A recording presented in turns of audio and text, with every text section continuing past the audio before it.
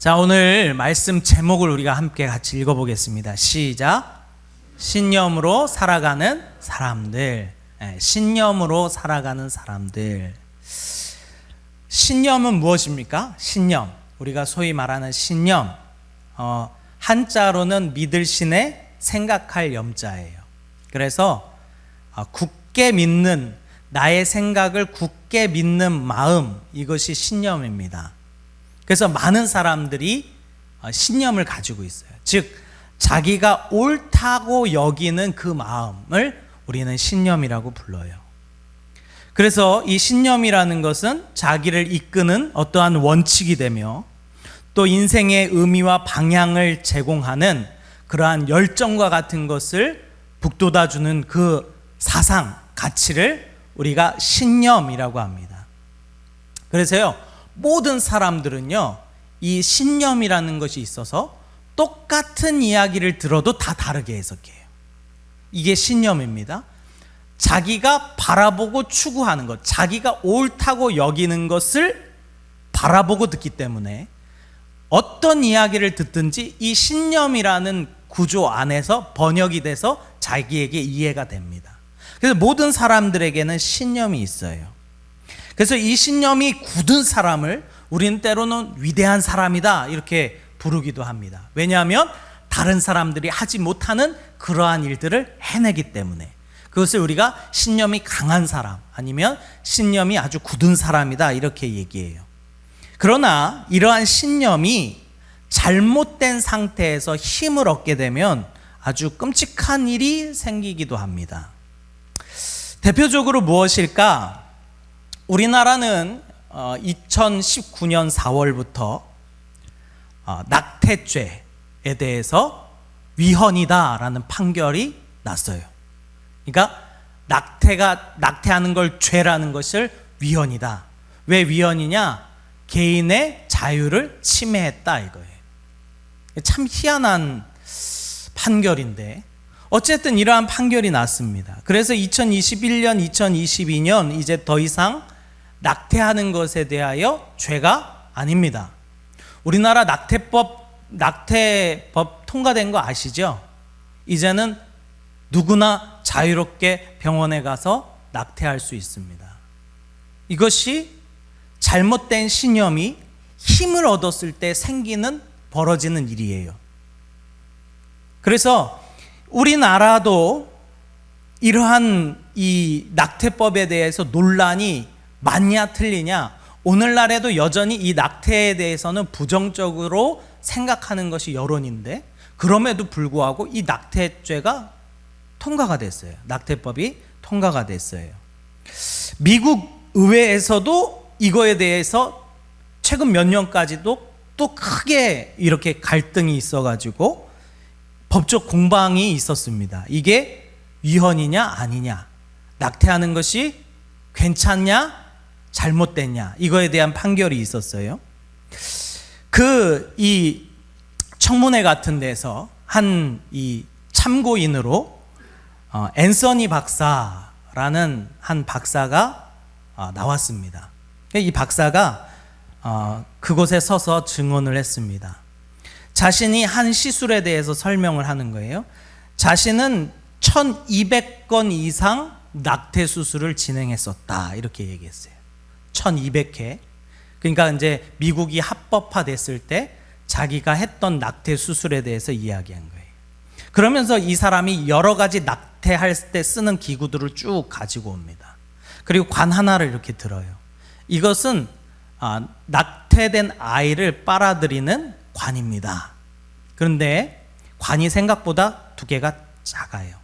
그래서 자신이 22개월 된 태아를 낙태를 한 적이 있는데 그 과정을 설명해 줘요. 먼저는 22개월 정도 되면 아이가 한 손바닥만 해진다 그래요. 그런데 그 손바닥만 해지면 더 이상 그 관으로 흡입이 안 됩니다. 그러면 어떻게 하냐면 이렇게 긴 집게를 꺼내요. 그리고 그 끝에는 톱니가 이렇게 달려 있어가지고 아주 날카롭습니다. 그러면 그것을 태아를 향해서 찝어가지고 잡아 당기는 거예요. 그러면 다리 하나가 떨어지고 팔 하나가 떨어지고 척추를 끄집어내고 내장을 긁어내고 나중에 머리가 나오는데 그 머리도 그 22개월 정도 되면 자두만 하대요. 자두만. 그러니까 그것을 끄집어내기가 힘드니까 어떻게 하냐면 집게로 꽉 눌러서 부스러뜨립니다. 부스러뜨려서 다 끄집어내요. 근데 그 의사가 하는 얘기가 그래요. 그렇게 끄집어냈을 때 그 아이의 얼굴을 대면할 수 있다. 이렇게 얘기해요. 그러면서 뭐라고 말하냐면 축하합니다. 성공적으로 수술을 마쳤습니다. 여성의 선택권을 확인해 준 순간입니다. 그 의회 자리에서 그렇게 얘기한 거예요. 그런데 그 의사가 자신이 낙태 수술한 것을 어느 날 딱 그만둬 버렸어요. 끊어버렸어요. 그래서 한 의원이 물었어요. 당신은 1200건이나 낙타 수술을 진행을 했는데 그 낙태 시술을 그만둔 이유가 무엇입니까? 그 의사가 결혼을 했는데 아내가 불임이었어요. 그래서 한 아이를 입양했는데 기적과 같이 그 아이를 입양한 후에 아내가 임신을 하게 됐어요. 그래서 2딸을 더 얻게 됐습니다. 근데 어느 날 자기 작은 딸 한 명이 차에 사고가 나서 죽게 된 그런 일을 겪게 됐어요. 그리고 나서 그 일을 이제 다 치르고 그 사람이 다시 의사로서의 복무를 감당하기 위하여 또 낙태 수술을 시작을 했는데 자기가 전에와 같이 똑같이 집게를 들고 그 낙태할 아이의 다리를 잡아 뜯어서 꺼낸 다음에 옆에다 놨는데 갑자기 구역질이 나더래. 그러면서 자기의 죽은 딸이 생각이 나더래. 그리고 나서 뭐 수술을 하다가 멈출 수도 없으니까 마저 수술을 하고 다 끄집어내고 옆에다 딱 놨는데 그제서야 비로소 그게 무엇인지 보였다는 거예요. 그제서야 그것이 무엇인지 비로소 보였다는 거예요. 어떤 환자의 여성으로서 여자로서의 권리라든가 그 집도를 통하여서 벌어들인 돈 같은 것이 눈에 보이는 것이 아니라 누군가의 아들이요 누군가의 딸인 것이 보였다 이 말이에요. 그 얘기를 합니다. 그리고는 나는 더 이상 이 수술을 할 수가 없었다 이렇게 이야기해요. 요즘에 주장하는 사람들이 낙태는 여성의 선택권이다.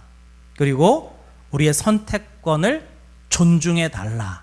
이것을 소위 그들은 뭐라고 말하냐면 신념이라고 말합니다. 신념.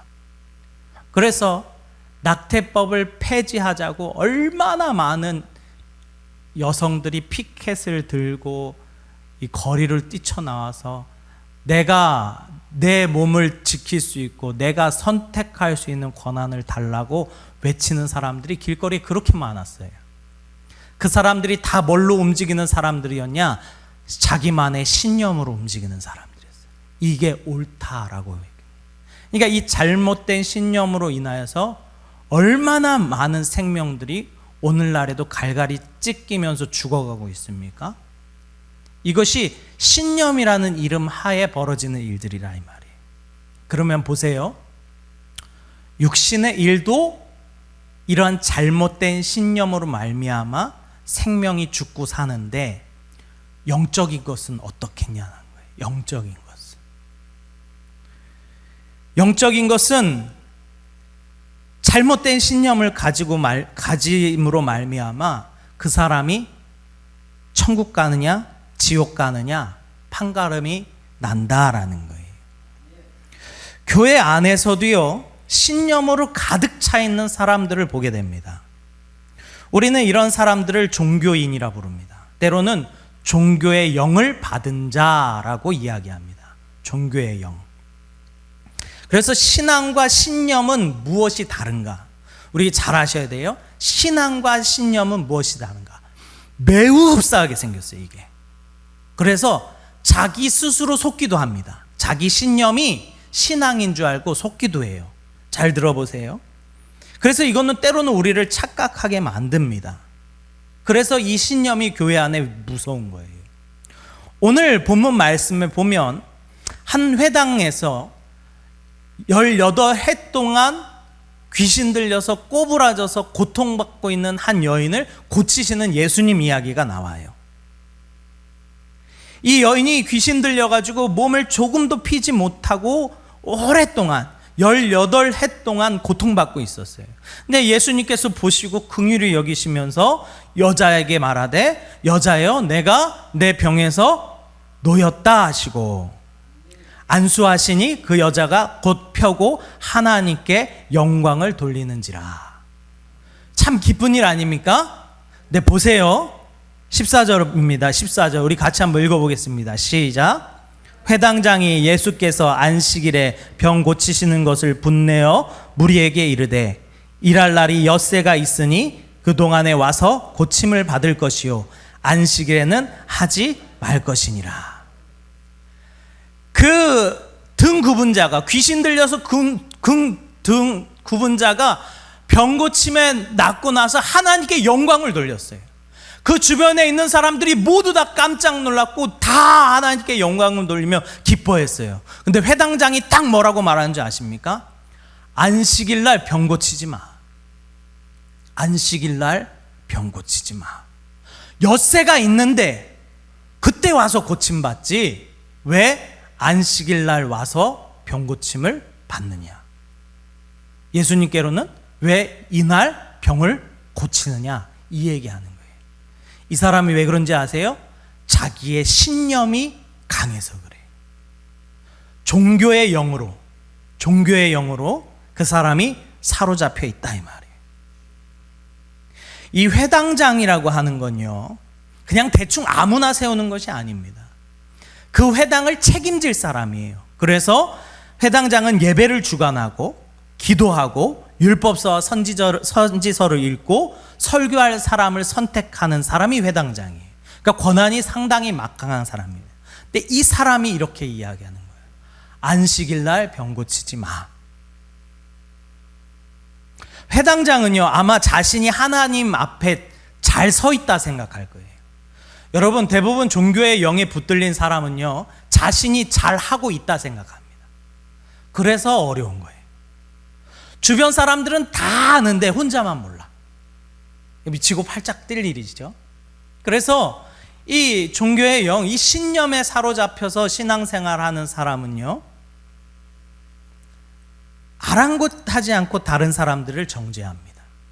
보세요. 오늘 이렇게 이 본문 말씀을 보면 병고침을 받았잖아요. 그러면 일반적으로 생각할 때에 야, 이 병고침이 어디서부터 왔느냐? 야, 하나님이 고치셨나 보다. 일반적으로 이렇게 생각하잖아요. 근데 이 종교의 영에 붙들린 사람은요 눈이 가려져서 그 능력이 어디서부터 오는지 안 보여요. 오로지 자기가 붙들고 있는 율법만 보이거든요. 그래서 딱 그 얘기하는 거예요. 왜 안식일날 이래? 왜 안식일날 병 고쳐? 이렇게 이야기하는 사람이 종교의 영에 붙들린 사람이에요. 그래서 신앙과 신념은 아주 다릅니다. 뭐가 다른 거냐면 신앙은 하나님으로부터 출발하는 것이고 신념은 나로부터 출발하는 거예요. 잘 이해하셔야 돼요. 신앙은 누구로부터 시작하는 거라고요? 하나님으로부터 시작하는 게 신앙이에요. 그러나 내가 중심이 돼서 내 생각과 내가 결정한 것에 의해서 시작되는 것들은 신념이라고 부릅니다. 신념. 그래서 교회 안에 신앙생활이 아닌 신념을 가지고 종교생활하는 사람들이 많습니다. 신앙은 생명으로 인도하는 길이지만 이 신념은 결국 죽음에 이르게 합니다. 왜냐하면 신념에 빠지니까 예수님이 고쳤는데 이 능력이 어디서부터 왔는지도 안 보이는 거예요. 오로지 그냥 안식일 날 일했다는 그 이유 하나만으로 예수님을 정죄합니다. 그 사람이 이 회당장 뿐이겠습니까? 우리가 너무나도 잘 알듯이 수없이 많은 바리새인들, 서기관들, 그 시대의 지도자들이 이 종교의 영에 사로잡혀서 살아갔어요. 그래서 종교의 영에 빠진 사람들은 무조건 자신이 옳다라고 여깁니다. 그리고 이러한 사람들이 얼마나 철저하게 신앙생활을 하는지 아세요? 교회생활 끝내주게 합니다. 물론 신앙이 좋은 사람은 더 끝내주게 합니다. 그런데 이 신념에 붙들린 자도요, 신앙생활을 그렇게 열심히 합니다. 누가복음 18장에 보면 두 사람에 대한 이야기가 나옵니다. 우리 18장 10절에 보면 두 사람이 기도하러 성전에 올라가니 하나는 바리새인이요 하나는 세리라. 바리새인은 서서 따로 기도하여 이르되 하나님이여 나는 다른 사람들 곧 토색, 불의, 간음하는 자들과 같지 아니하고 이 세리와도 같지 아니함을 감사하나이다. 나는 일에 2번씩 금식하고 또 소득의 11조를 드리나이다 하고 세리는 멀리 서서 감히 눈을 들어 하늘을 쳐다보지도 못하고 다만 가슴을 치며 이르되 하나님이여 불쌍히 여기소서 나는 죄인이로소이다 하였느니라. 내가 너희에게 이르노니 이에 저 바리새인이 아니고 이 사람이 의롭다 하심을 받고 그의 집으로 내려갔느니라. 아멘. 자, 신앙을 종교 행위로 하는 사람과 정말로 신앙생활을 하는 사람의 모습을 아주 대조적으로 보여주신 거예요, 예수님이. 이 바리새인은 철저하게 행합니다.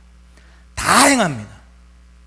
조금도 빠뜨림 없이 아주 행합니다. 아마 바리새인이 오늘 우리 교회에 있었으면 야, 저만한 사람이 없다고 아마 엄청 칭찬받았을 거예요. 그런데 예수님께서 뭐라고 말씀하시냐면 그 사람이 의롭다 여김을 받는 것이 아니라 하나님, 내가 죄인입니다 라고 무릎 꿇고 울고 하나님 앞에 기도하는 자가 의롭다함을 받았다, 이렇게 말씀하시는 줄 믿습니다. 얼마나 많은 사람이 이 종교의 영에 붙들려서 신앙생활 하는 줄 아십니까? 교회 다니는 사람들 중에 지옥 가는 사람들을 우리가 따져보자면 아마 이 종교의 영에 붙들려 사는 사람이 지옥 가는 사람들 중에 제일 많을 거예요. 왜요? 이 시대에도 제일 많았어요. 바리새인들과 서기관들, 제사장들, 종교 지도자들, 교회에서 뭐 한따까리 한다고 하는 모든 사람들 다 종교의 영에 붙들려서 살았던 사람들이에요. 주님께서 그들을 향하여 딱 이렇게 말씀하셨어요. 이 회칠한 무덤들아, 이렇게 얘기하셨어요. 속은 다 썩었는데 겉은 번지르르하게 회칠을 해놓은 거예요. 깨끗하게. 그래서 종교의 영에 빠진 사람들의 가장 훌륭한 도구는 무엇이냐면 바로 교만입니다. 교만. 그리고 그 교만은 무엇으로 나타나느냐? 정죄로 나타납니다. 나는 이렇게까지 하는데 너희는 왜 못해? 이거예요. 이렇게까지 내가 하는데 너희 그래가지고 천국 갈 수 있겠어? 대표적으로 종교의 영에 붙들린 사람들이 하는 이야기예요. 그래서 우리가 너무나도 잘 아는 이야기 있지 않습니까? 마태복음 7장 22절에 보면 그날에 많은 사람들이 나더러 이르되 주여 주여 우리가 주의 이름으로 선지자 노릇하며 주의 이름으로 귀신을 쫓아내며 주의 이름으로 많은 권능을 행하지 아니하였나이까 하리니 그때에 내가 그들에게 밝히 말하되 내가 너희를 도무지 알지 못하니 불법을 행하는 자들아 내게서 떠나가라 하리라.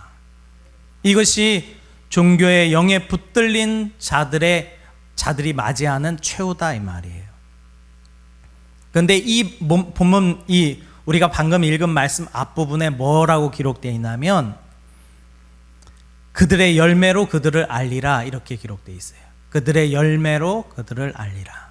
그러니까 사실은요, 결론적으로 이게 종교의 영에 붙들린 사람이냐 아니면 정말로 참 신앙으로 붙들린 사람이냐, 그 사람의 결과, 즉 열매로 그 사람을 안다 이 말이에요. 아무리 그 사람이 거룩해 보여도, 아무리 그 사람이 잘하는 것 같아도 결국은 그 열매로 그 사람을 안다, 이렇게 이야기하는 거예요. 주님께서는 우리에게도 물어보실 겁니다. 너는 나를 위해 살았니? 너를 위해 살았니? 이렇게 물어볼 거예요. 아까 말했잖아요. 신앙은 하나님으로부터 시작하는 것이고 신념은 자기로부터 시작한다.